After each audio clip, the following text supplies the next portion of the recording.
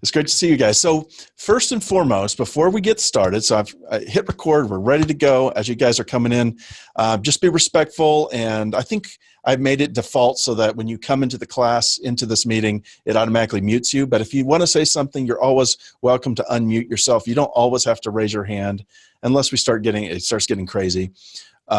Just when you're not talking, just mute yourself again. That would be great. But before we get any further, I want to introduce you to somebody that you guys know very well, and that is Victoria. I have her here. Hi guys, how are you? Woo-hoo! Oh my gosh, it has been so long since it's felt like it's been so long since I've been on one of these calls with you guys. But I had so much fun at the event last week and getting to meet so many of you in person. And yeah, I just wanted to say hello and let you guys know that I'm still here. I still, am so supportive of what you guys are doing, and I can't wait to see all of the amazing music that you guys create. Zion is kind of spearheading the courses, but I'm going to be popping in here and there and doing sessions with you guys. I'm actually working with Wendy Griffiths. We brought her onto the team, so those of you who were at the event got to meet her as well. So I'm kind of focusing on the licensing, which is really, really exciting. And just all this week, we've just been getting tons and tons and tons of briefs, more than we've ever gotten before. So I'm just buried over here in briefs, which is like the best problem to have. So I'm so excited to get to know you guys and your music styles and see how we can help you, because there's a lot going on over here. Something that I'm especially excited about is the fact that we've been getting a lot more TV briefs since Wendy joined the team, because she has tons of contacts all over the place. So we used to get some TV briefs, but a lot of ad briefs, and now it's kind of balancing out. We're getting a ton more TV stuff, and I know that's awesome for you guys, because I know a ton of you write for TV and promos and things like that. So I just can't wait to keep chatting with you guys, keeping you guys updated on the kinds of briefs that we're getting, so that you guys can use that as inspiration as you write. And yeah, I'm just taking a look at the comments. Hi, Myra. Someone said, I want to be buried in briefs. Yeah, it's a great feeling. I guess I can just give you a slight overview on what we're seeing coming in a lot. It's pilot season right now. So for those of you guys who don't know, pilot season is the time of year where all of the TV production studios are getting, their new shows ready for the year. So all of the new Fox shows that are going to be premiering this year, and all of the new ABC shows and all of those things, those are in production right now. So some of them are in pre-production, some of them are in post-production. So they're just gathering tons and tons of music for, the whole season of these shows, because they're brand new shows from all the different networks. So we've been getting a lot of TV briefs for television, and a lot been seeing specifically requests for songs that sound really celebratory. It's also like wedding season, I guess, so I've been seeing a lot of wedding type briefs coming in. So they're asking for, sometimes they ask for more soulful type stuff, but always with a modern twist. But they just really are looking for that celebration type sound that you would hear at wedding parties and things like that. But yeah, that's just a little bit about, what's been going on over here. But as we keep getting more and more briefs, I can't wait to just keep you guys updated, keep you motivated, because I saw so much talent at that event last week, and I just can't wait to hear more. All righty. Awesome. Thank you so much, Victoria. She's going to hop off because she is a busy woman. Yes, but I will be, staying tuned to the Facebook group and checking in with you guys. So I'll talk to you soon. Thank you so much. It's good. Of course. Have a great session. Bye, guys. Somebody has to make a hashtag buried in briefs. Yes. Hilarious. Okay. All right. Well, guys, this is your time. This is our office hours, six-figure songwriting. I love you guys. I can't wait to talk to you. Let's start. Maybe actually let's do the little raise your hand feature in here. How does that work again? Where do you do that? Well, we have to go to participant. And if you're on your phone, it's on the more button with the dot, dot, dot. It's on the more button of the dot, dot, dot? Yeah, if you're on your phone. If you're on your phone. Okay, what about the desktop? Where is it? If you're on your desktop, it's under participants at the bottom of the screen. And then underneath the list of participants, you hit raise hand. Okay, beautiful. Cool. So I apologize. I can't remember your name. Your name is showing up as MFDIG B41XT. That's because I got a new laptop to go with my new DAW, and I haven't got it all set up yet. But I'm Olivia Livy. I'm going to rename you there. Olivia, sorry. Hello. Olivio. I actually have a friend whose last name is Olivio. Olivia, is that right? Yeah, and today I'm Olivia, Chris Midget, and Brian Lividay. Cool. Okay, awesome. All right, let's start with you, Olivia, since we already are talking to you and your mic is wide open. Let's go. Well, I just wanted to say we're probably going to have to log off here in a little bit because CSAC's only open to 4:30. But we had a great time at the Sync Keepers. My sister was with me. We had such a great time. I feel like we learned an absolute ton. Brian didn't get to come because he was here in Nashville getting ready to move to Nashville. It's all right. But he's here with us today, and we're writing a kick-ass song. It's another Let's Go song. Can we submit those still? Hold on to it because you'll have opportunity to do that. We're just a little inundated with songs. So right now we're just going to do the assignments. But you'll have plenty of opportunity to submit those kinds of things. Okay, awesome. Yeah. Just get it nice and good. Yeah, we're gonna go into the studio while he's here in town and start working on our production. But Awesome. we won't get it done for a few weeks anyway. So. Okay. Yeah. Are you a producer, Ryan? No, I'm a writer. So Okay. Nice. But you have a producer there in town that you're using? Lots of them. Awesome. It sounds like you guys have some momentum. yes, we're going. Awesome. Well, great, guys. It's good to see you online, and your faces look very familiar. I'm sure we talked at the conference, or I said hi.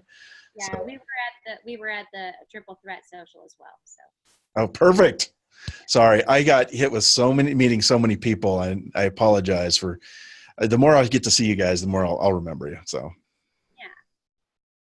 right. Cool. Well, that's all. We just wanted to let you know what we were up to and that we were going to have to log out pretty early, but we'll go back and rewatch the recording. Okay, love it. All right, thanks so much. All right, Josh, let's go to you. Hey, Zion, everybody. How's it going? What's up, man? Hey, quick question. I'm sure it's a very fast answer, but I'm seeing a lot about the necessity to have an instrumental track when you're submitting songs and stuff. By instrumental, do they mean that the vocals have just been removed or that the melody has been replaced from vocal to another instrument? Great question. All it is the vocals removed. You just Okay. mute the vocals and that's it.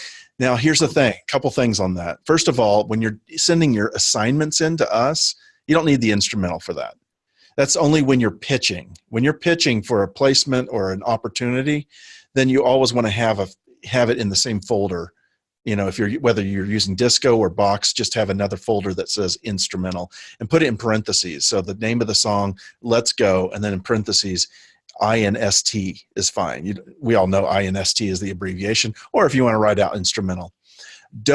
I see this a lot, on the main track, don't put in parentheses Vox or vocals because that's confusing. The only time you do that is if it's only the vocals. So if it's the main track, just keep it the name of the song. That's it. I'll know that's the main one. So when I'm looking through when you guys send a link and there's several songs together, I'm looking for the one that doesn't have any parentheses, unless it's like featuring somebody or whatever. But I'm looking for the one that doesn't say vocals or instrumental. And sometimes I'll be looking around like, where is the main track? And then I realize, oh, they named it vocals because they're trying to delineate it from instrumental. Well, it's actually confusing because the only time you do that is if it's vocals only. I hope that makes sense. So yeah, you don't need to replace the voice with an instrumental track following the melody. There's no need for that. If the song is produced well, they're just wanting the vibe of the song. Okay. The other thing to know about that is in the instrumental track, sometimes you'll have an instrument that sounds like a vocal that's kind of made off of a vocal sample that's distorted or done something weird, you can leave that in there if it's sort of part of the instrumentation. It gets the line between vocals and instruments gets a little blurry sometimes, so you got to make that decision. But you want to be able to free up. What happens is when you guys have a song that really is being asked for, and they say, hey, we want an instrumental because we're going to put it behind this track, you don't want any voices really that are interfering with the commercial's voice, the voiceover in the commercial or in the TV show, the dialogue. They just want the instrumental part to be just kind of in the background. Hope that helped. Yeah, thank you. Yeah, man. Lori, what's up? I'm unmuted. First, I want to say thank you so much. I'm learning so much every day. I've never had such growth in such a condensed amount of time. And it's also like taking everything and all my experiences through the years and just being like, oh, wow, I heard that somewhere, or just pulling it all together. So that's one thing. The second thing is, speaking of like the business artist end, I've always just created music and put it out on Spotify. Singles, EPs, whatever. Now I haven't put anything out in a while, and I was due anyway.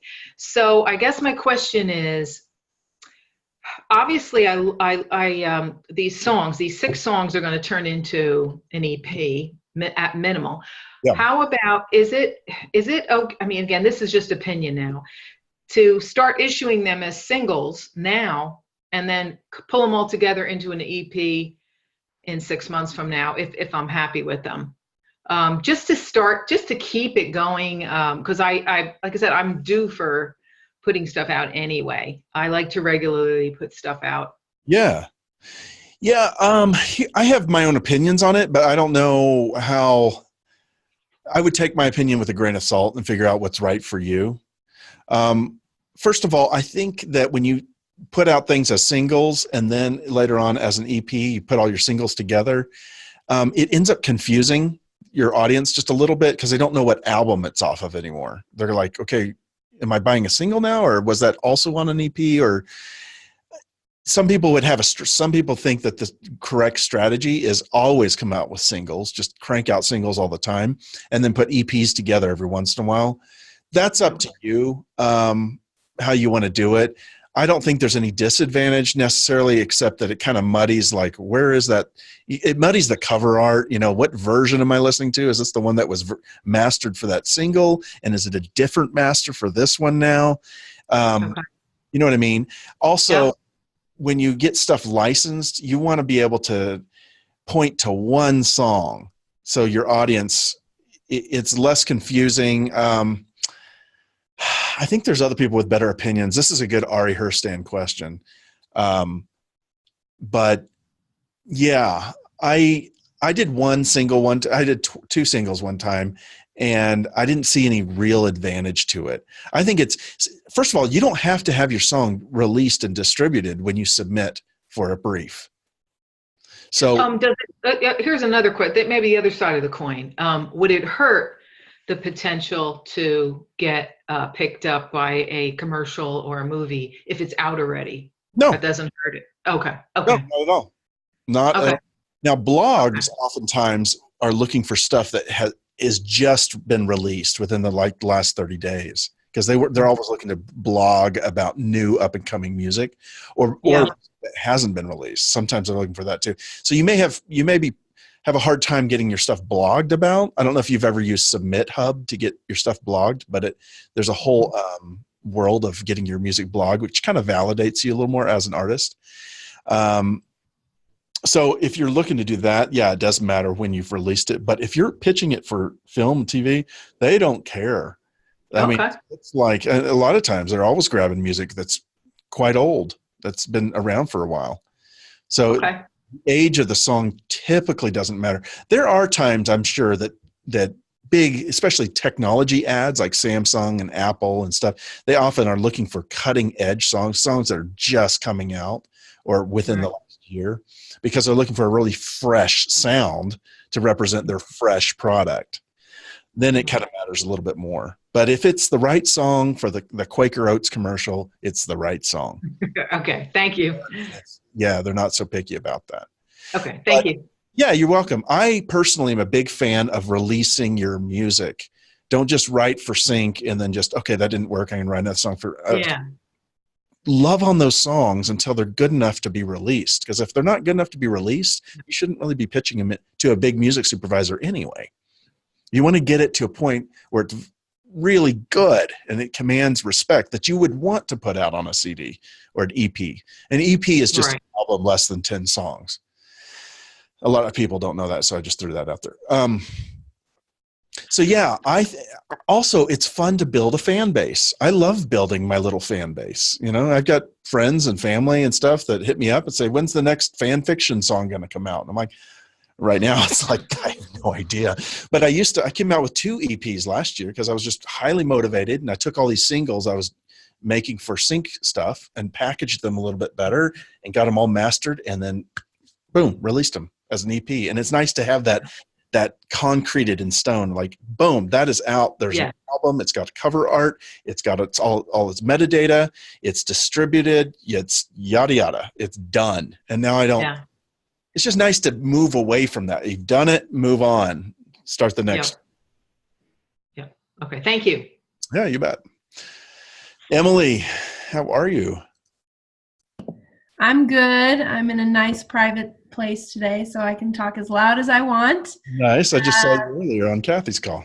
Yes, this is my 3rd Zoom call of the day, 3 of 4.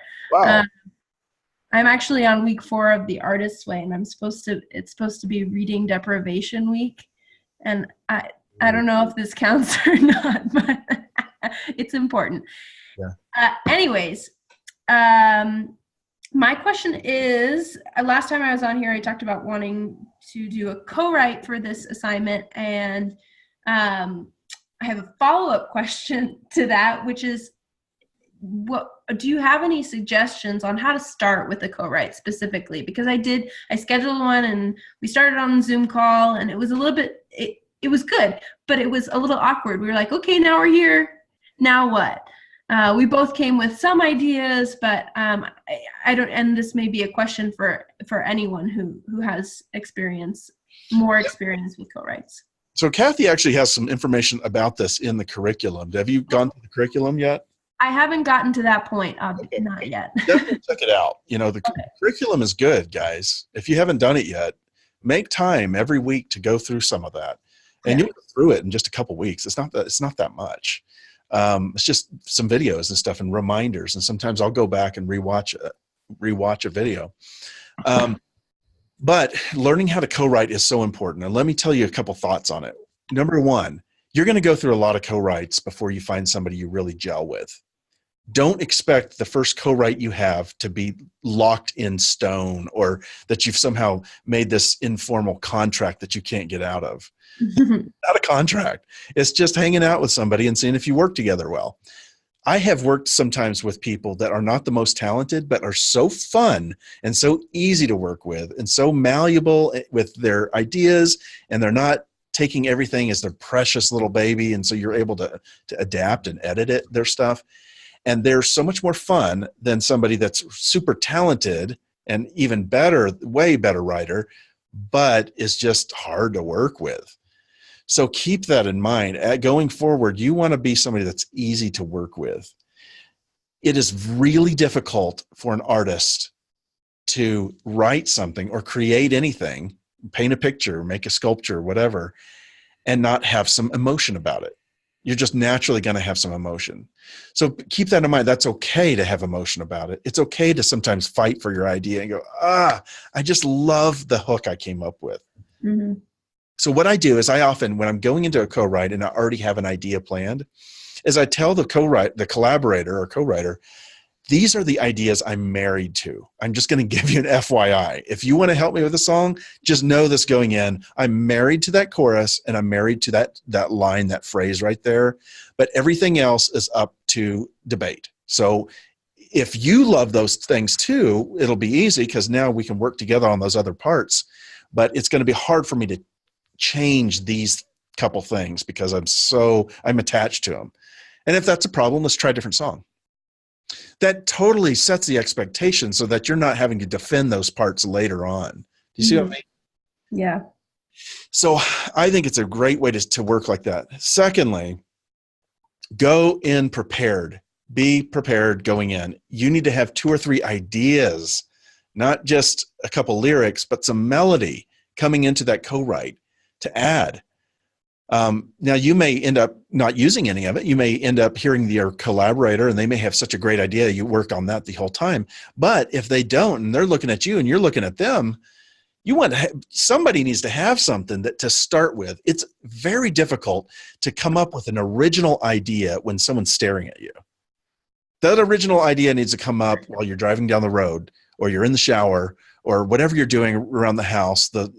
That's when I have those moments. I'm like, ooh, or I'm listening to, I've got my Echo in the other room and it's playing some music, and I hear a song and I'm like, I wish they had gone to that other chord right there. I'm hearing something different. I grab my guitar and I start kind of playing around. I'm like, I would have done it this way. And now I'm creating a whole new song, and now changing the words. And now I took an idea that I heard and I'm going off of that. Now I have a bunch of little ideas, and you want to have 3 or 4 like that before you even go into a co-write. Mm-hmm. One of the successes, one of the things Kathy talks a lot about is one of the reasons she was so successful. She went into every collaboration being the most organized than any of her collaborators. And it made people want to work with her because they're like, whenever I work with Kathy, I know we're going to come away with something. It may not be a winner, but at least we got stuff done. We didn't just talk and go, well, how do you feel about, like songs about like going outside? It's all right. Do you have any things about that? I mean, you can easily just waste time. But if you have some ideas going in, it's going to save a lot of time. Does that help a little bit? Yeah. I have a follow-up question too, which is in the effort to, write a lot and write with a lot of people in a shorter amount of time, do you think that it is worth it to write 8 home songs, or is it more worth thinking about what other themes are coming up and knowing that it's okay if they get repeated later?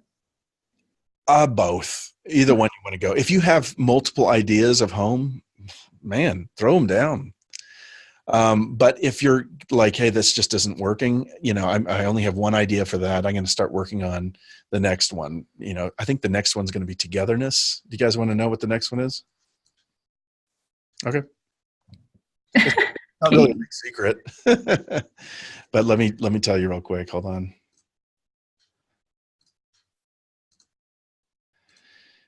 It is, so this one's home. Yeah, the next one is Togetherness.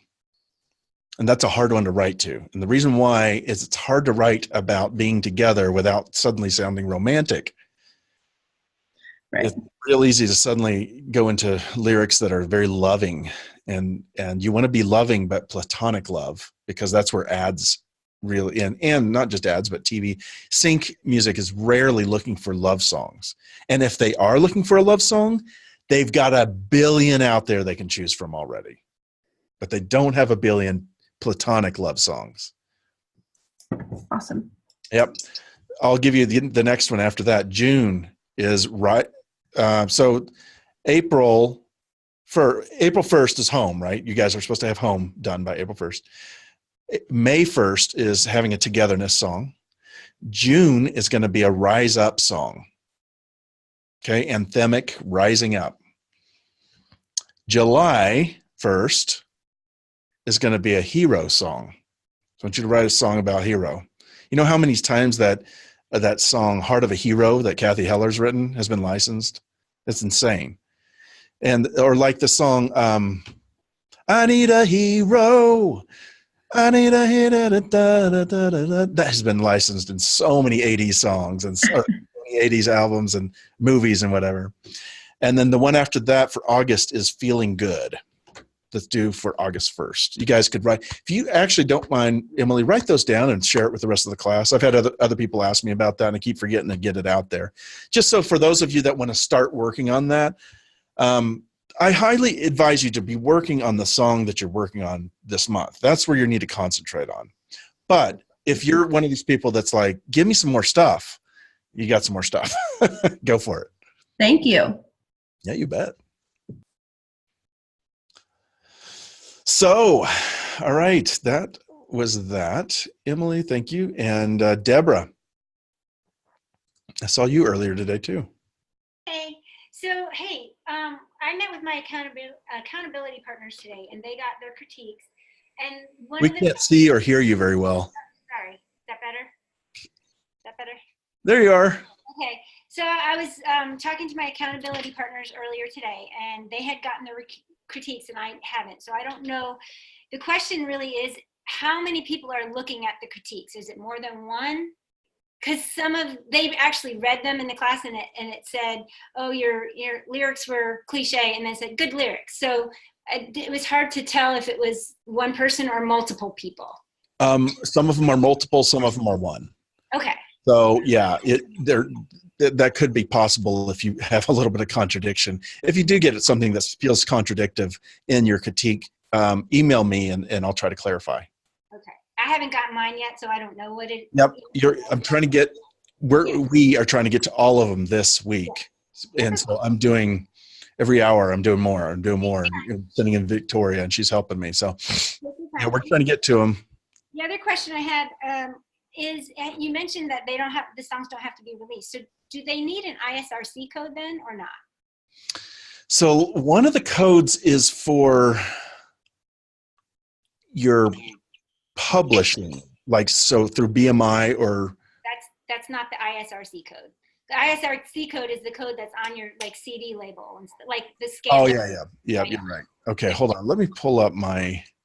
That's the one that's the code that like if you were to buy a record. Like a barcode. Yeah, it's kind of like the barcode. So I didn't know if they use that or not. I don't think so. Okay.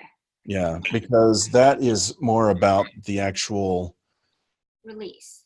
Master being released. They might ask for it, but they're more interested in what the publishing is going to be on the back end. Got it. Okay. So, it's a healthy way to track it, though.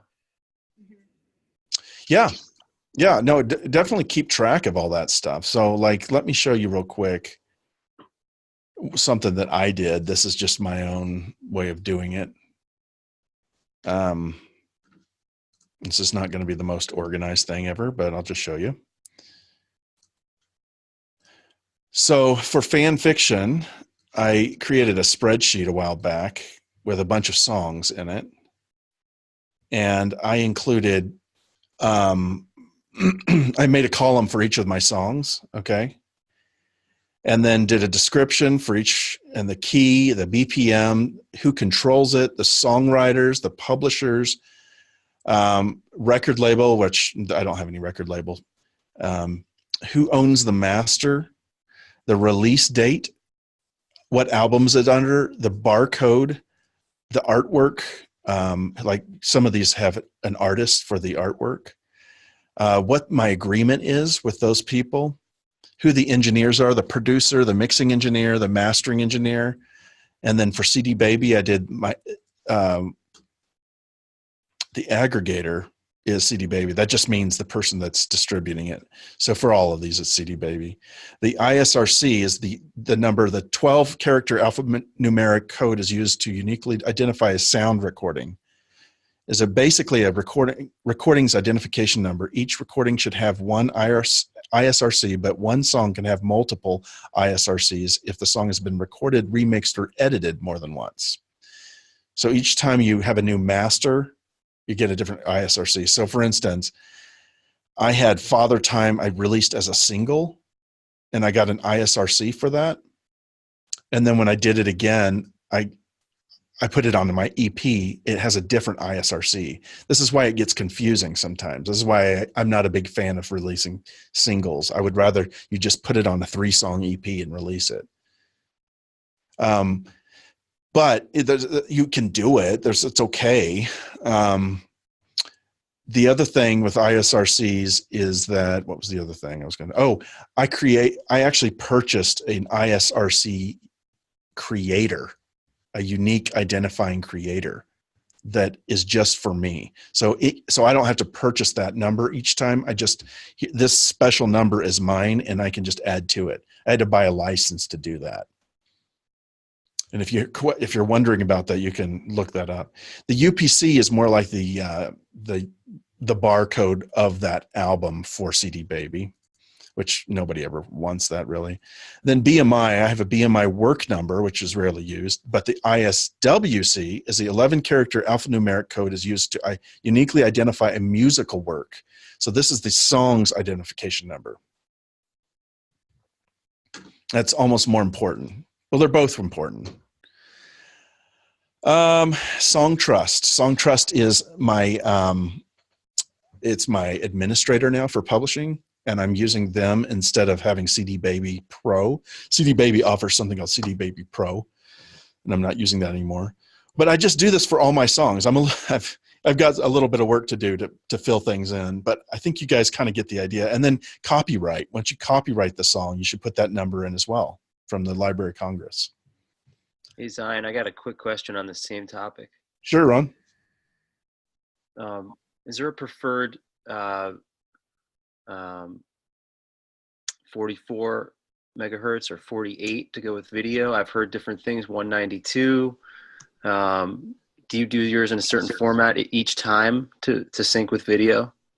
So I always have my master that I finally get when I'm pitching it. I never pitch an MP3.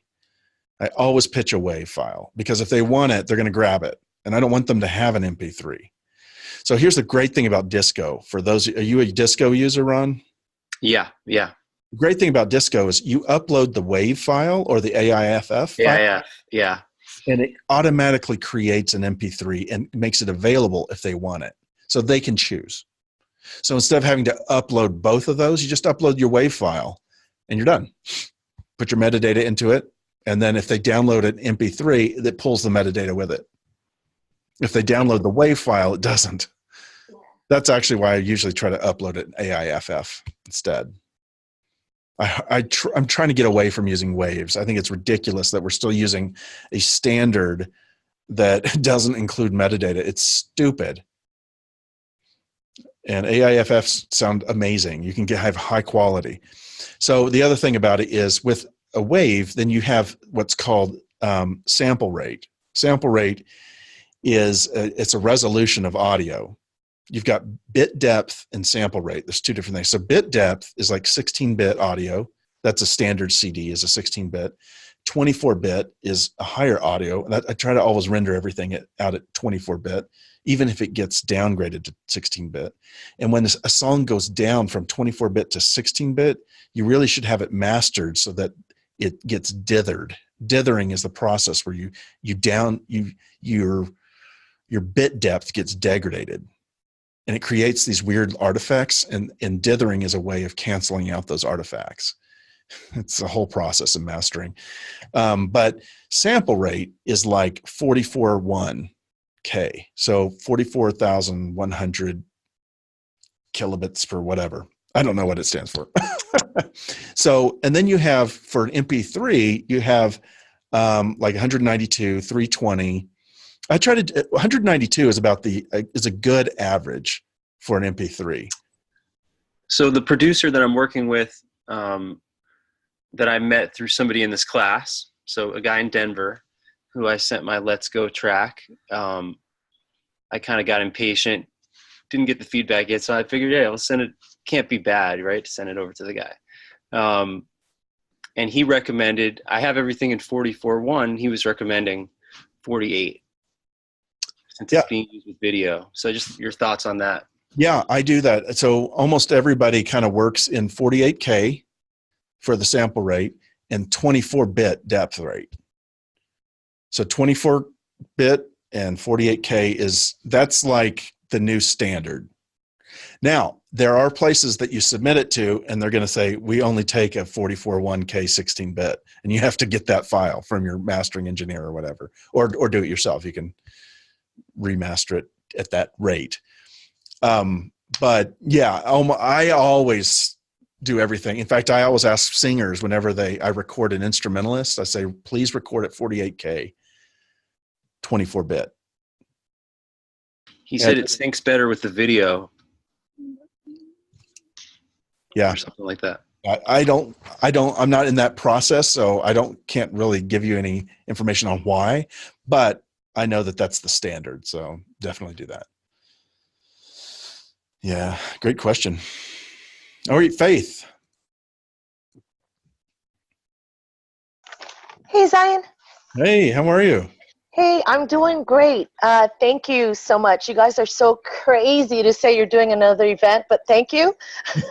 And I've bought my flight last night from Hawaii, so I'm going to be there. Oh, and I can volunteer, and that's a whole other, just let me know, whatever. I don't know how you guys handle that, but my husband and I used to do like a women's festival for 6 years in Long Beach with like, 3 days of 40, whatever, I can help. So my questions are, just so grateful for you, really, and the energy you give. I mean, I don't take it for granted. Thank you. Okay, so that's one. Great thing to say. You're very welcome. 2 questions. One about the tickets. Not sure. I don't want to bug the wrong person. I want to bug the right person. Those of us that had free, quote unquote, free tickets, because we were one of the first 75, to come in. So just curious how to make sure I get that information in to whoever. So did you just say you purchased your sync? No. When we signed up, she gave free tickets to the first 75, and they released that list, and I was on the list, and a number of us, they said we can use it later. Victoria or Emily said that, so not sure if I should find them or. No, I'm going to write a note, and I'll talk to Victoria about that. I have the list. I can go to the list. You just need to make a note and make sure you get. And just make sure you get that. Okay. So follow up in a little. Is that what you're saying? Okay. Yeah. We'll make sure we take care of you. Just to FYI, there is always a social that goes on. We call it the Triple Threat Artist Social. Because I had started a class a year ago called the Triple Threat Artist. And so I always did this fun kind of social thing before the event. I heard about it. So if you are making tickets, it's fun if you can get in early enough. Also, sometimes things happen on Saturday night, so you may go back on Sunday. Yeah. I'm trying to book a gig on Sunday, so I'm good. But I'm sorry, I'll miss your social. The cheapest ticket, which was $400, I get it on Thursday morning, like at 6 a.m. So I'm sorry, I'll miss your big party. Oh, no worries at all. And yeah, that's a good price for a ticket from Hawaii. Right? Come on. So you guys can all come here. Okay, so my second question, because I'm writing in all these different genres, like indie rock and a hip hop, I'm kind of thinking now as I gather songs, that different artist names, right? Like I don't think it'll be received in the same way if I gave like my electronic song alongside this weird indie rock pop punk thing. What's your feeling on that? I mean, because I know you have fan fiction, so. Yeah, I think there's nothing wrong with just having 2 different artistries and just creating another artistry for a different style of music. Nothing wrong at all with that. Is that what you're asking? It is, but a little bit more, because with these different collaborations and the different themes, different things are inspired. I mean, I didn't think I'd be writing a rap song and then an EDM song and then 3 different completely genres, and I may be writing more. So that's what I'm curious. I don't feel like I should limit the creativity and think like, oh, I should just try to stay in one zone. I mean, do you know what I'm saying? Yeah. So I'm just going to explore, I guess, and then name them all different artists if they're good enough. One of my colleagues from the first time I was in the class, and who has now gone on to get a lot of sync licensing, his name's John. And he actually just created an artistry. He's got like 8 different artistries. Oh, you were talking about that. Yeah. Record label. And then he just represents all these artists. And each of those artists is usually him and another person. Collaborate. But he's got a rock, an indie, a folk. So you can always do that. There's nothing wrong with it. It's just it can get a little when you're trying to have a social media for each one, and Oh yeah, no, I can't do that. I can't. My personal feeling is stick with one genre. If you want to write a rap song, find somebody that's already doing rap and co-write something and have them release it on their album. Yeah. And now you're not having to rebrand yourself. You have your brand and let them have their brand and just collaborate, and then your writing will flow through them as an artist. Uh-huh. Well, and also I could just be a songwriter per se. I mean, I don't need to be releasing every single one myself. Yeah. As an artist. It takes a lot of pressure off when you don't have to release it. Yeah. Because my tribe before, and I still love them, really inspirational, spiritual people. And I'm thinking, I don't think I can release this rock song, or maybe I can. I don't know. So I'm still playing with it and seeing where it'll lead. So, but Awesome. Thank you. That helps. Thanks, Zion. Yeah, you bet. Let us know what you come up with on that. On the artist thing? Okay, yeah. I will. You guys are going to come up with, creative ways of dealing with a lot of these problems that I've never thought of. So I'm learning from you all the time. Yeah. Sweet. Thank you. Nora. You there? Sarah? Oh, hi. We literally were just like, and Lizzie's here, and Myra. And meanwhile, you were saying us. Sorry. We're just happy to see you guys. Good to see you. We've been on Zoom calls all morning. For the Josh Sorensen thing was awesome. Since 10 a.m. Yeah. And I was like, we've got a session where Aura's here from the conference. She came home with me. Yeah. So we're working on a song. We're going to record in like half an hour. Couple of quick questions. Yeah. One, mastering my EP. It's not to do with the sync, but I think some of the stuff is syncable, but I'm not Speak up just a little bit. Sorry. I'm getting my EP mastered. Okay. It's before all of the sync world, but I think some of it is syncable. But I'm wondering if I should master also the instrumentals with like this great mastering engineer who is pretty expensive, or if it would be enough to get another master just for the instrumentals with someone else or through a website. And if I would send those to a supervisor, if they were like, why did you make a less quality or different kind of master? The sound is a bit different. Is that bad? Is it good? Yeah, if you're going to get the instrumental master, do it with the same engineer. Oftentimes it's only just a little bit more because all he has to do is run the same. He's already got it all set up to be mastered, and he often doesn't have to do a whole lot of work. So it's usually not a lot. It's not like doubling the amount of work. What you can do is I've done this with my mastering engineers, say, even though I master all my own stuff now, but I would say to him, if you're going to do this, I really want this is the most important, and I'll give you an extra $50 if you can give me the instrumental masters for a month too. I did see there was an option for that, but my producer was saying like, maybe you can go with something else. But yeah, I had a conflicting feeling about that. But yeah, I guess I should just like ask a few people for now and see if they think it's syncable before I do it. Yeah, that's probably a good idea. And then second question, a couple of times you've been mentioning, or even in the panels, like you can run into a problem if one of your writers is a writer for a certain label or a company. They're working with Warner's or whatever, and I've been getting that. I'm not sure what that means. Is it like you don't want to work with people who work for like big labels or big songwriters? Like for me, it sounds like that would become a problem, and you want to work only with indie artists who won't make the one-stop thing complicated.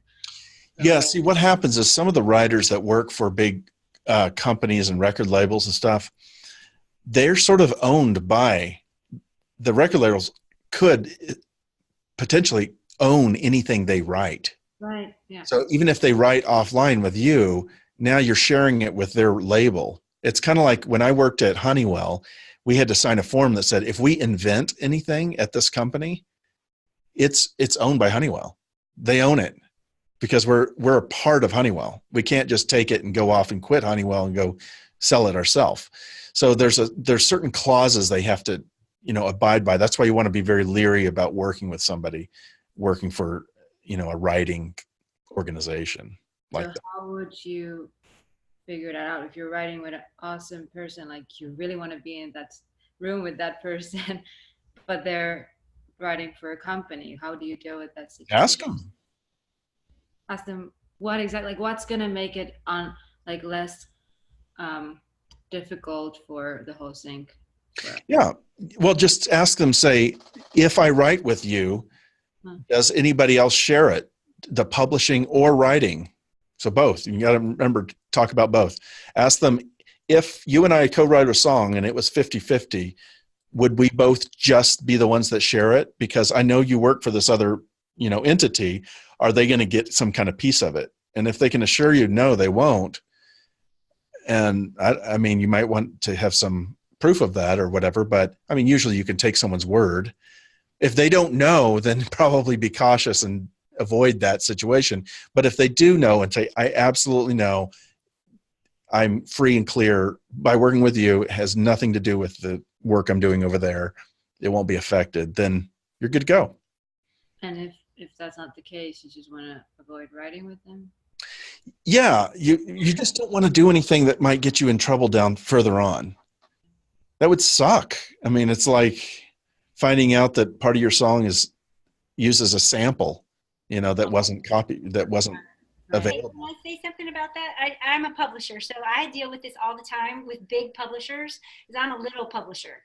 And like some of my writers write with like big, I won't pitch anything that they do, because I've talked to them and they're like, oh, well, I'm good to take $1,000 or $2,000 for something. They're like, no, well, we need to have this depending upon the national distribution and blah, blah, blah, blah, blah. And they take forever. And so I'll still write with people like that, but not for sync. Right. Ah, good point. It's crazy. It sounds kind of like a paradoxical thing. Like you'd want to write with the best of the best, but then in another hand you don't. But cool. Thank you. Right. Well, a lot of people, they get wrapped up in having to give other people stuff. I mean, they've signed their writing and freedom away, and you want to steer clear of that so that you can be a lean machine and know whatever opportunities come. A lot of inspiration from Tamara today for that. Yeah. Yeah. Awesome. So just to wrap up, you do think I should use the same mastering engineer? I do. Okay. Yep, because then you might get something odd. This one has this, like if somebody loves your song and they want to put it in the film, but they're like, we just want the instrumental also. So because part of it might be, we want it to be mostly instrumental and then part of it to suddenly have the words. So they want to blend the two together. Oh, great point. Yeah, really. Yeah. That's great. Yeah, I just did that in a video. Actually, I took one of my instrumentals and and at the very end of it, I added the words because I wanted that to be, and I had to line them up in such a way that it sounded seamless, and you couldn't even tell that it. Yeah. So yeah, I really do recommend that. Sorry, but oftentimes mastering engineers will throw that in for cheap because it's not a huge amount of work for them. I also have found that when if I'm communicating with a mastering engineer who has some really high level clients, they'll adjust their rates for self-releasing or self-funding projects versus projects that are funded from a major, because they understand most of these people have been where we are, and it's worth a conversation, I think. Absolutely. Yeah. Good point. Thank you, Zane. Yeah, you bet, guys. Good to see you. Lizzie. Are you there, Lizzie? I'm here. Sorry, I'm sneaking you into my work day, Okay. my tech job. Cool. Anyway, thank you so much for everything. And I had such an amazing time at the conference. Great. And I just kind of wanted to get, because it mentioned this in the modules, like finding other conferences through your publisher, that kind of a thing. I know there's an ASCAP event happening, which I don't think I'll make it to, but I wondered from you or anyone else if there's other sync conferences or related conferences that you recommend and that are useful. And I just wanted to kind of get the lay of the land there, because I never really thought about going to a conference before this one. Yeah, there are some.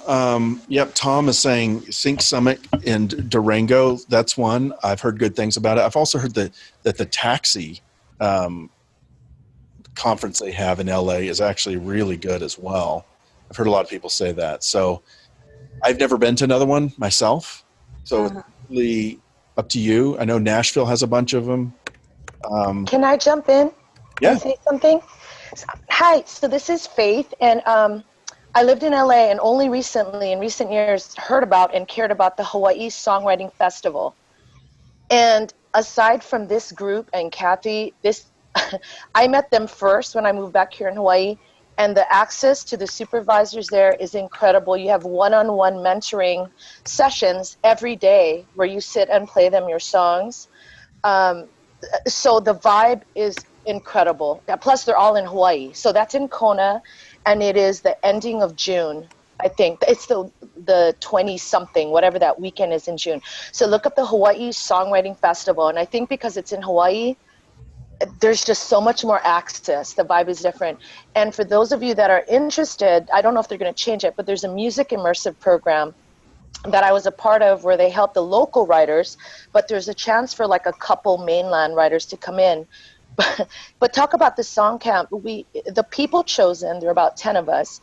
Every day we were paired with established writers and producers, with the music exec and music supervisors like from Fox, from Secret Road, blah, blah, blah, giving us the brief.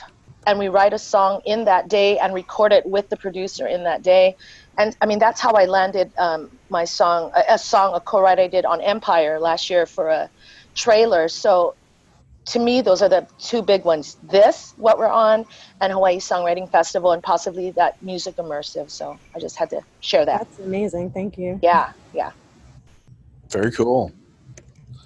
I'd love to go to that if I had a chance. Is any other question, Lizzie, while you're on? I think that's it for me right now. I'll have some All right. time. Yeah. All right, Myra. It looks like you're sick in bed. No, I forgot my hand was raised. I'm just tired and I don't have Okay. a question. I'm just enjoying. So pick someone else. All right. Amanda, let's go to you. Hey. Hey, how are you? Okay.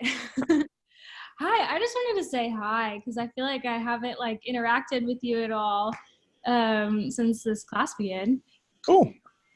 But and also you are such an inspiration. Like the fact that you like went through this and Kathy was like, "You're amazing and just come be a part of this." Like I just love it, and I'm like, I can just chug along.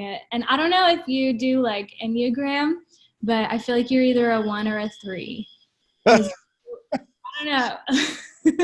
I do some Enneagram. Actually, I've always come out as a 4. Really? Oh well. Yeah, with very strong 3 tendencies. Really? Yeah. Yep. I was like, it has to be in there somewhere. Yeah, you got it pretty close there.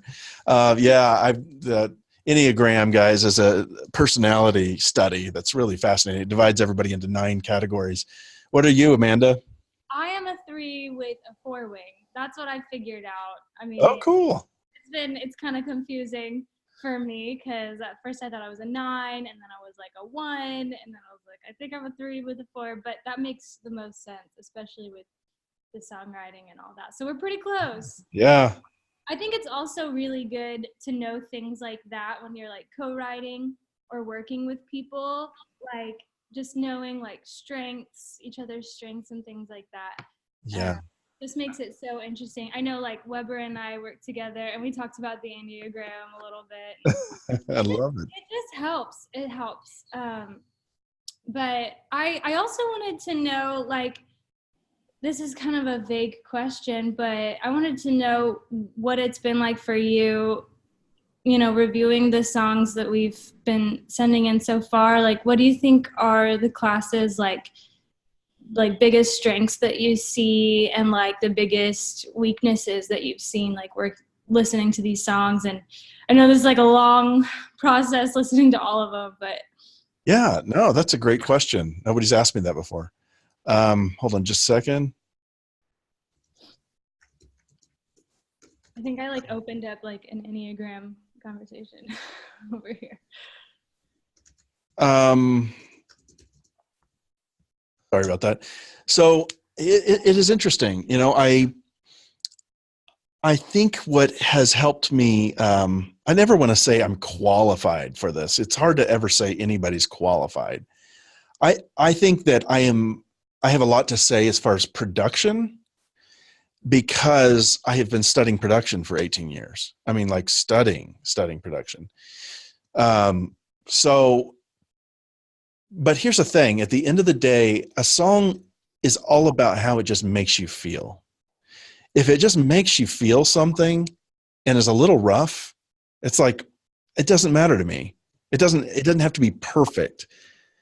If it makes me feel something, but there's these like speed bumps throughout the song, I call them speed bumps. So when someone's voice is a little pitchy, to me, it's like you're trying to drive down the road, but you keep hitting this bump, and it's frustrating. It's annoying. It's like, I just want to hear this song, and there's this sort of offensive thing happening, whether that's the mix is just all wrong, whether there's a guitar that's too loud, or there's somebody trying to play a B3 and doesn't know how to play a B3, and they left it in there. I mean, those are the speed bumps of the song. What you want to do is get rid of anything that's offensively sounding, that hurts your ears a little bit. And then it opens up the song. So wherever the road now takes you, it's like I heard a song today that was really out of the box. I think it was one of the students in here, and I just loved it. And yet it didn't fit any other category. But I thought, I love how out of the box and weird and different it was. There wasn't any spectacular vocals in it and spectacular instruments. It was just had an odd, it put me in a mood. It made me feel something, and I loved it immediately. And so I really don't have any preference on genre, on certain types. I know that certain things work better for others. It's just when it comes to production, you got to get as many speed bumps as you can out. And if you're really close, I'll let you know, hey, this is really, really close, and I really think you should resubmit this, but just work on this a little bit and resubmit it.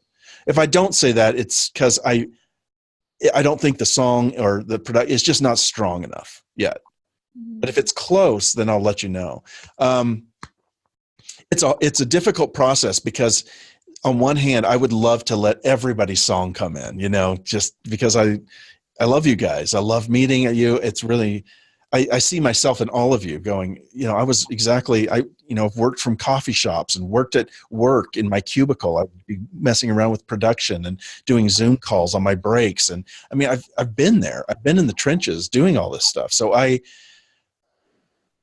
especially when a really good friend, I have some really good friends in the Access course that I've known and I've done a lot of co-writes with, and they send a song and I've got to review it and sometimes say, sorry, this just isn't good enough. And that sucks because they're like, well, who are you to judge that? And at the end of the day, I'm just a dude, but I'm one of the people in this. If something's close and I can't really tell if it is or isn't, I always then work with Victoria, work with somebody else about getting a second opinion, because I don't want somebody to get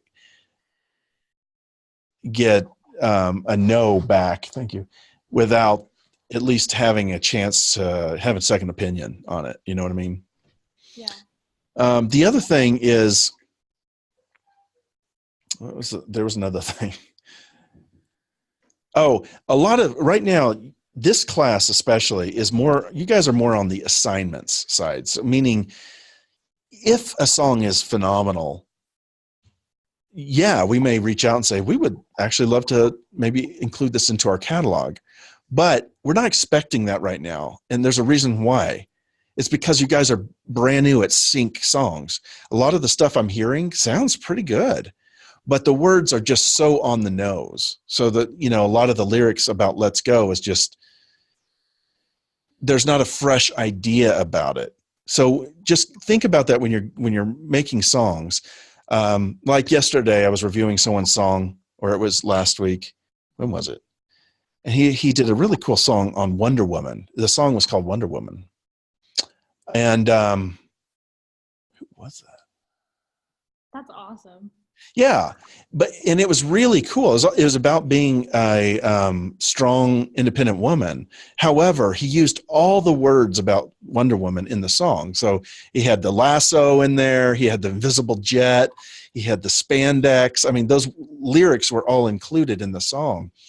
And after a while, it's so specific that it doesn't work for sync at all. If the song was a metaphor about, I see how hard you're working. You're the mother of my children, and you're an amazing woman. Who are you, Wonder Woman? Then you've got an analogy going on that's much more interesting. Instead of writing specifically about Wonder Woman and describing all her aspects, you're now using it more of as a metaphor. So, and even that could hold it back from being synced because you're using the noun Wonder Woman. So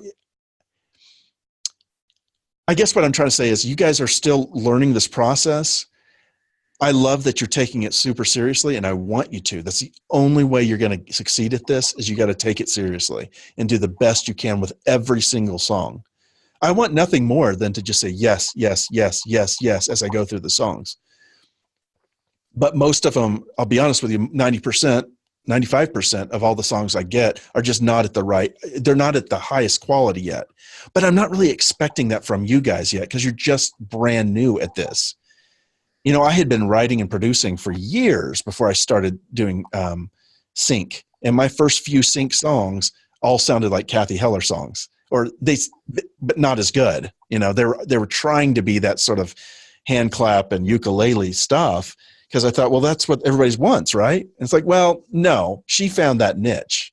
But we don't need a million songs with ukuleles and hand claps. Now, so I kind of went back to more of what I do best. And when I got away from trying to be something and just do what I do, but just take out the elements that make it not sync friendly, it made my stuff so much easier to get licensed. It was like, oh, well, that works now.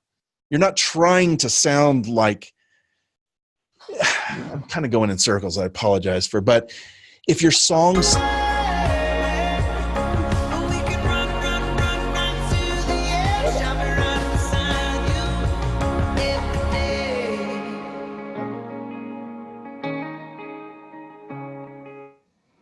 All right. Somebody just shared their screens. Ron, I think you accidentally shared your screen, buddy. It was a nice song, but just be careful with that. So one of the things that, if your song sounds like you're trying to write a song for sync, it's a speed bump. It's a speed bump to the ears of anybody listening to it. It'll immediately stick out and go, this person's trying to write a song about home.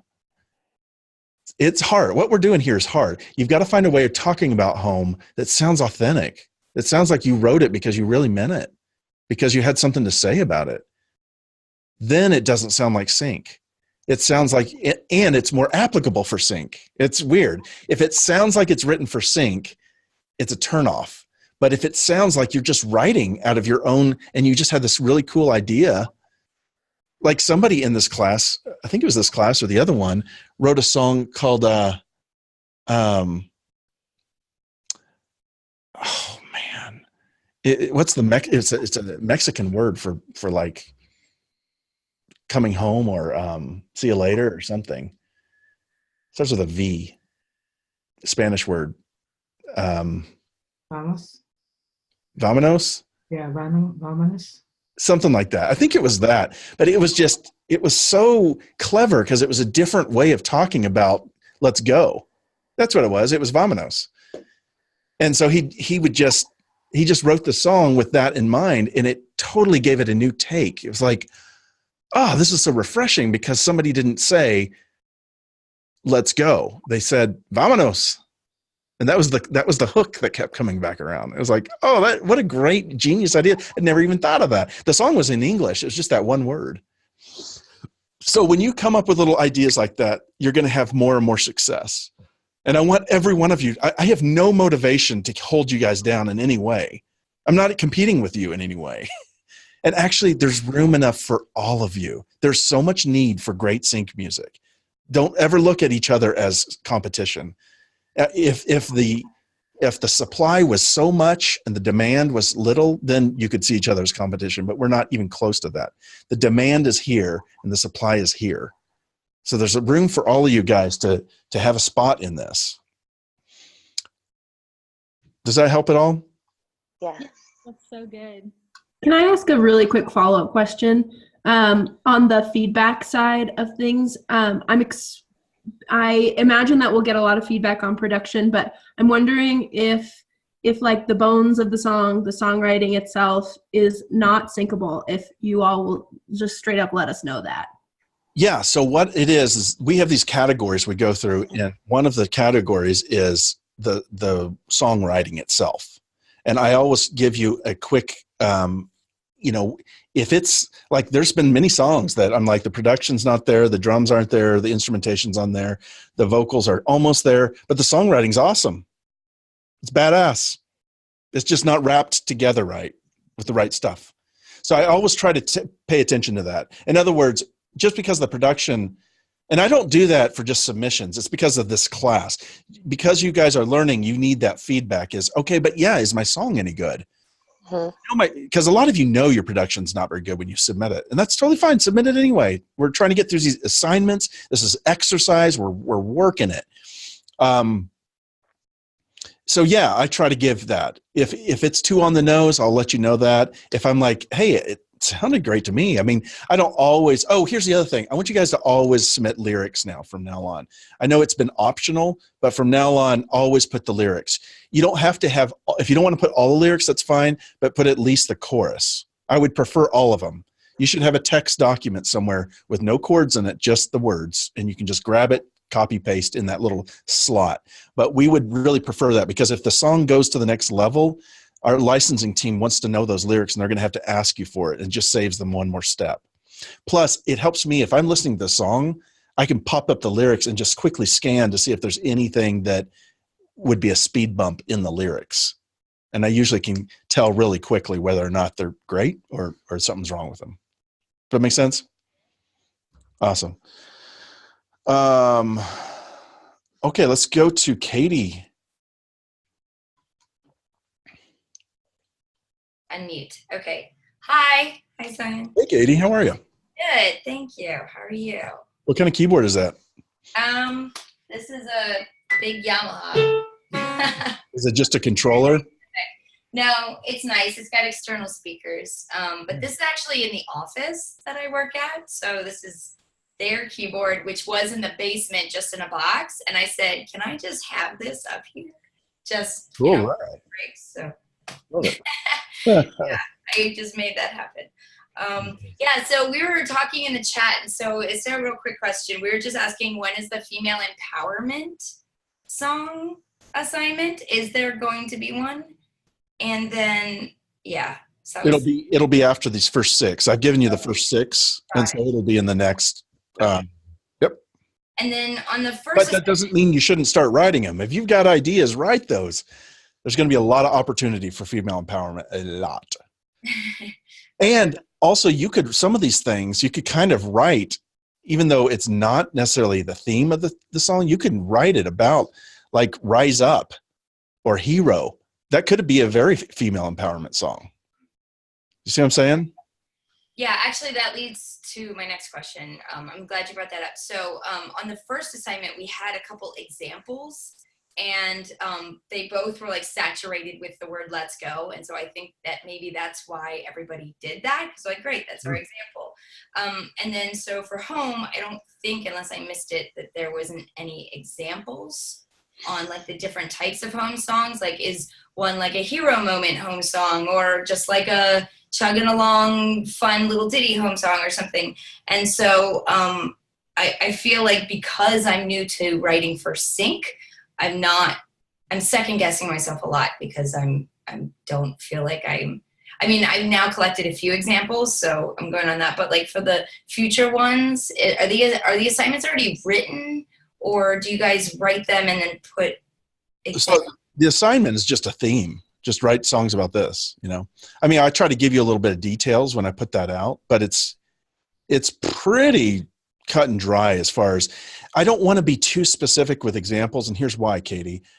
I don't want you to limit yourself and model yourself after the Highfields, or model yourself after Kathy Hiller, or model yourself after Ingrid Michaelson or whatever. I want you to think of your own way of saying something about that theme. The only time it's odd to me is like somebody, for instance, had written a song that was Let's Go, and the song was super kind of depressing. And I'm like, I like the song actually, but the words don't fit this song. The vibe didn't fit. Does that make sense? That's the only time it's an issue. Otherwise, I don't care what, if you want to do it in reggae, if you want to do it in rap or hip hop or EDM or trap or fidget or dubstep or folk, I don't care. I want you to be unlimited in that.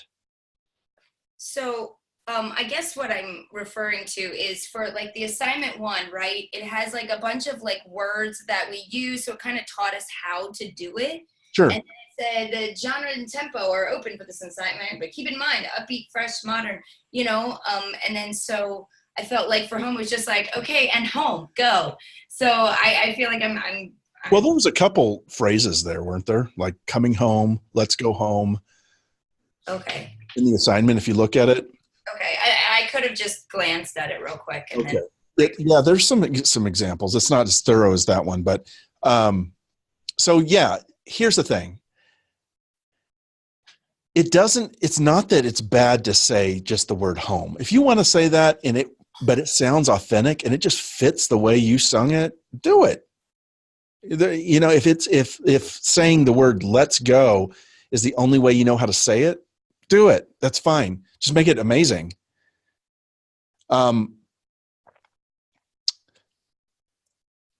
Yeah, just make it amazing. I mean, it's always great if you can come up with a little bit different angle on it. Like for home, for instance, you could talk about coming home from war. You could be talk about coming home after a tragedy. You could talk about just, you know, Christmas time or holidays, Thanksgiving, you know, coming home, the family's all coming home. You could talk about somebody as being sort of my home. I feel at home whenever I'm with you. Or a place, like a location. This is just my home. That would be great for real estate, you know? So there's a lot of different ways to do it. I just don't want to limit you guys in any way. It's better if you get really creative. That's where the best stuff is going to come from. So I actually prefer less parameters on these assignments. It's probably not the answer you wanted though. no, actually that's really helpful then. Oh, thanks, Ron. You just posted a bunch of stuff. That's helpful too.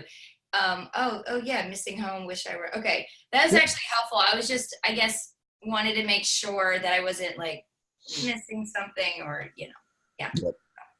And I agree with Emily, your binder is epic.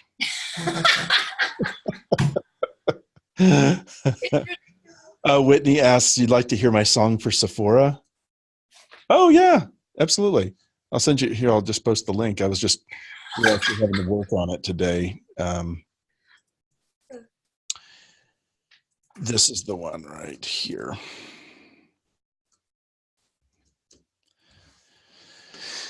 This artist that sang this, she's not my co-writer. My co-writer was Nancy, who was at the event. But we hired Brittany as a work for hire. And actually she preferred that at the time because she didn't think the song would go anywhere. And now she's probably kicking herself, but she's getting popularity off of it. So she's getting stuff, and she's not hurting for sync placements. She's had a bunch, so I don't feel bad. But she's an awesome artist. She lives in LA. She has a really cool, raspy kind of voice. She used to be from New Orleans area and has this New Orleans vibe. So the song has a very New Orleans vibe to it. Okay, Miko. Love that name. Hi, can you hear me? Yeah. All right. I think there's a lot of confusion between like sync songwriting and songwriting, basically. Like, how would you differentiate the two? Like, what makes a song syncable? Okay. So pure songwriting is an art that has no limitations, right? Like it doesn't matter what it sounds like. You could use anything as an instrument. You could say anything. It could be as long as you wanted.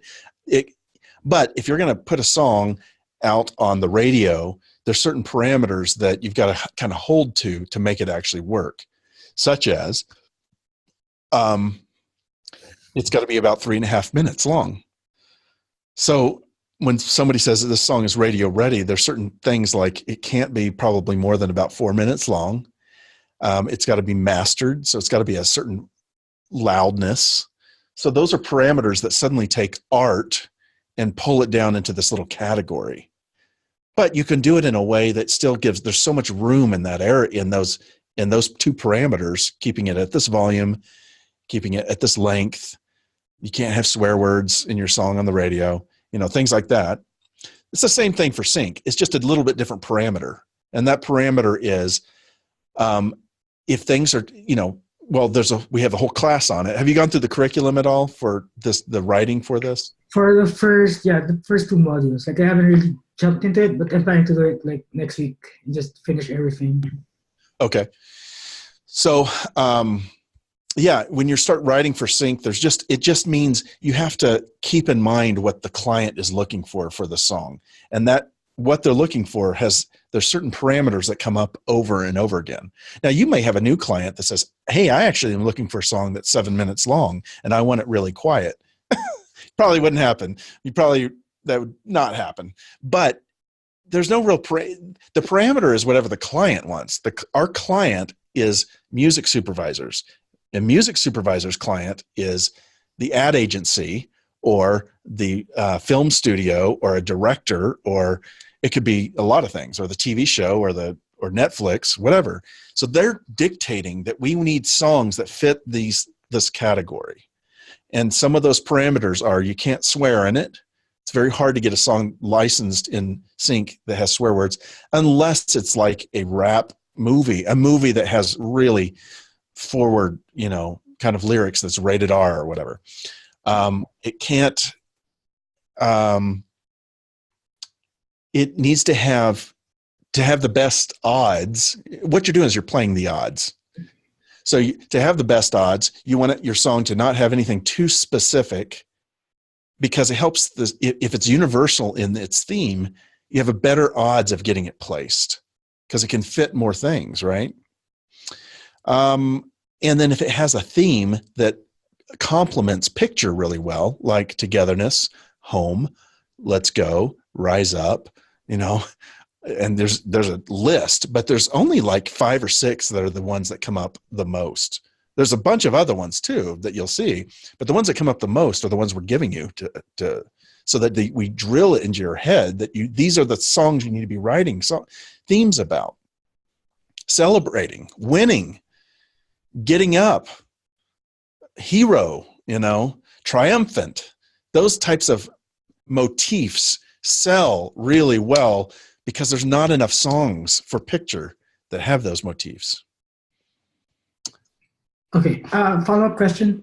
So I still have to submit my own Let's Go song. Is there a deadline for it? No, just send it when you can. Okay. All right. Yeah, you bet. All right, let's go to Chris. We're almost, let's end in 10 minutes. We'll do an hour and a half today. Chris, what's up, man? Hey, Zion. How are you this day? Good. How are you, man? Doing well. Excuse me for not having my camera working. I'll be brief. Thank you for all the Q&A. I always learn something every week, and it's really good. So the question, I guess, relates a little bit to veering from being universal and non-specific, in that I could even use Edward Sharpe and the Magnetic Zeros' Home song as an example. It's actually a love song, but when you get to the chorus, it's a very syncable chorus that becomes universal. And so, like, say we have a song that is a love song or that uses somebody's name somewhere in the verses, but there's at least 30 seconds of such syncableness. Like, I don't want to rule that out if the chorus is so completely universal and certainly would fill an entire ad or, even a minute and a half of a song without referencing it obviously being a love song or someone's name or whatever. Absolutely. Yep. No, absolutely. There's a lot of songs that get synced because there's this one spot that's perfect. That happens all the time. In fact, I love songs that have a little bit of specificness to the song. And like, for instance, I'll get one of my songs for fan fiction that I came out with last year. It's called Father Time, and it was up for this Travelers ad. It fell through at the last minute. I was really bummed. It was like a $35,000 placement, but I've gotten a lot of attention for that song. And in the second verse, I have words like, it's kind of painting a picture of a little bit of sadness because the song is about time passing. That's another theme, guys, that comes up is passing of time, things changing, like kids growing up, things like that. That's a theme you see a lot. So this song was called Father Time. And in the words, I said, forgotten toys rusting in the winter grass. And because I've just had this image and I liked those words, but I put that in the second verse so that if anybody was looking at this song for sync, they wouldn't be hit with such a specific thing until the second verse. Does that make sense? I knew what I was doing when I did that. It wasn't on accident. I put that in the second verse so that I could get away with it. Does that make sense? No, absolutely. That's helpful. I think it's also probably helpful to the folks listening that are feeling a little like struggling to be too on the nose, or that it has to be purely a certain direction with the song, that there can be allowed for some more like emotional dynamics in the tune, so long as you're still thinking and gearing towards sync. And to your point, like sadness is another example, or something that's bittersweet. Sometimes the triumph that follows a verse that has to do with sadness and bittersweet is such an upbeat and triumphant chorus that it's going to nail $100,000 ad placement, even though you could never possibly use the verse. And even if a song on its first verse went sad, whereas it makes sense that you held off to the second verse, but if it did, you could play this song starting at 103, or something like that, so that people wouldn't have to waste their time hitting a sad verse when that's not what they want to hear. Yep. It's absolutely dead on. So Kathy has really helped me understand this as well, that most great upbeat songs actually are written from a place of being in touch with sadness. Because if you don't really touch on the sadness, your song isn't as upbeat. It's a contrast that happens. So if you're going to talk about, oh my God, we made it, we made it, we made it. If you don't talk about, I didn't think we could make it, I almost gave up hope. I was down in the ditches and in the trenches, and I almost lost hope. But oh my God, we made it. Now, do you see how it sets that lyric apart? And it builds a tension that you wouldn't have if you didn't talk about that darkness. So I totally agree. You just got to be careful that it's not so depressing that you lose people in that sadness, like, oh my God, I want to slice my wrist. And then finally you're waiting for them to get to the chorus and they're like, I'm gone. I can't do this. So yeah, there's a balance there. Thank you. That really opens up the parameters for me as a whole with this program. So I appreciate you answering that. Thank you. This is one of the most common challenges for anybody getting into this is this exact question of how do I write something that is emotionally heartfelt if I'm being asked to take half of my emotions and push them aside. Anything south of apathetic and happy, or everything above apathetic is great. You can do, but you can't do anything south of that. And it's not true. You can write from that place because the best upbeat songs are coming from a place of victory, of getting out of that. Great question. Thanks again. Cheers. Yeah, you bet, man. MJ, what's up? Where's MJ? I think we. Can you hear me? Yes. Hey, so thanks so much, Zion. This actually is helping me a lot because I think my question kind of piggybacks on what Chris was just asking and what a person before, because I think my most recent song, which we're trying to write on this home theme, kind of has this female empowerment theme also. So it's got both. And my co-writer was like, well, this isn't really the assignment. This is kind of a different assignment. And I'm like, but it doesn't really matter because these assignments are just to get us to start writing. But my question is would you recommend having it be more towards one or the other? Or is it okay that it's kind of like the chorus is very much about home, but then the lyrics leading up to it are very female empowerment oriented, and they're a little bit dark, but there's this like you were saying, not sadness, but like maybe like an anger or something behind it or something like that. Yeah, no, it sounds awesome. I mean, let the song kind of write itself. If that's where it's going, let it do it. If that's where it's best, if it sits best in that space, that's totally fine. I mean, Okay. yeah, you can even if you submitted that as your home assignment, say, hey, it started out as home and it didn't end up that way. I submit it for both, maybe. But I started to write another home song, and then I was like, it just sounded too like on the nose and cheesy, so it just didn't feel right. But I think that I will probably still continue to write more home style songs, because female empowerment seems to be my go-to. Yeah. But I do have a couple of songs that just kind of have home in the chorus, which I find interesting, but I just wanted to find out if, what your recommendation was on that. But you're saying just go with it anyway. Yeah. I mean, yeah, I would hate for you to stifle a song or choke it to death by trying to make it be something it's not, you know what I mean? Right. It's just, it sounds like a great evolution in that process. I love it. Cool. Awesome. Well, thank you so much. Thanks for your time. Yeah, you're welcome. And guys, this takes a while to learn how to write about a theme like this. It takes a while, especially if you've written 1,000 love or breakup songs. It's very hard to suddenly switch your gears, but I guarantee you, even if you never got a song synced, this exercise, what we're doing, will make you way better as a songwriter. You'll start thinking outside boxes and outside of parameters and paradigms that you've never thought of before. But you're already thinking that and feeling that. So keep it up. Joe, we got one more question. We got one more time for you. Go for it. Mr. Joe Phillips, ladies and gentlemen. I see you, but I can't hear you. There's something wrong with your microphone. No, we can't hear you. You're unmuted, so it's something on your end.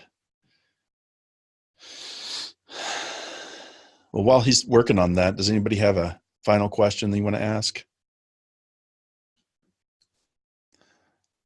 Okay, Devin, go for it. Okay, you hear me? You can. Barely. Okay, good. Fudge. I see that blue eyeball behind you, and I'm wondering what you think about it and if it's working for you. I love that. I hope someone hasn't already asked. No, it's okay. We talked about it last week, but I'll tell you about it again. It's an amazing way of capturing vocals with a condenser mic. You slip a condenser mic inside of it. And I've used it in hotel rooms that the whole hotel room is not treated well, but I've been able to have a singer right there. It's not as good as like a perfectly, tuned vocal booth kind of thing. But if you're in a space, like you already have some acoustic treatment on the walls, like I already have some on these walls here that I've put up. And just to kill some of the reflection in this room. It's not perfect, but it's a lot better than when I moved into this room. You use that with a room like this, and yeah, you don't even need a vocal booth. It's incredible. I love it. Oh, okay. I just like. There's a cheaper version of this that one that I bought I bought it when it came out. It was like $399 for that foam ball. And there's one on Amazon that's only $50. It does the exact same thing. It's called Alctron PF8. And I'll put it in here. Thank you. Yeah, you bet. I highly recommend it for a condenser mic. Not every mic will fit inside of it, so you got to kind of know that going into it. But for $50, you'll probably use it on some mic. Would you think that would be a good idea? Like, I just built a 3x3 vocal booth box thing, and I have blankets on the walls, and I don't know what I'm doing. Do you think that would be a good addition? Good thing. Yep. Remember, blankets, the they're great. They help with higher frequencies, but lower frequencies are going to go right through a blanket and come back. So a really good acoustically treated room is going to have acoustic treatments of all different shapes and depths. In fact, I went to a mastering studio one time in Studio City out in LA, and he had behind the walls about 3 feet of insulation behind the walls of each wall, because he didn't want any bass to be collected in a way that was artificial. He wanted to hear exactly what the system was doing. Well, most of us can't afford to put 3 feet of insulation behind every wall, so we're not going to do that. But just keep that in mind, that just a blanket's not going to be enough. You need foam. That's why shirts, a whole row of shirts on hangers in your closet is a really great insulation, because it creates this pocket of sound deadening. Okay, Joe, did you get your thing working? No? Okay.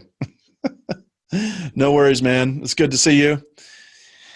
All right, guys, good to see all of you. We're going to sign off. This was an hour and a half, so we need to get it rendered and put up online. Thanks for all your questions, and thanks for just being awesome people. See you guys.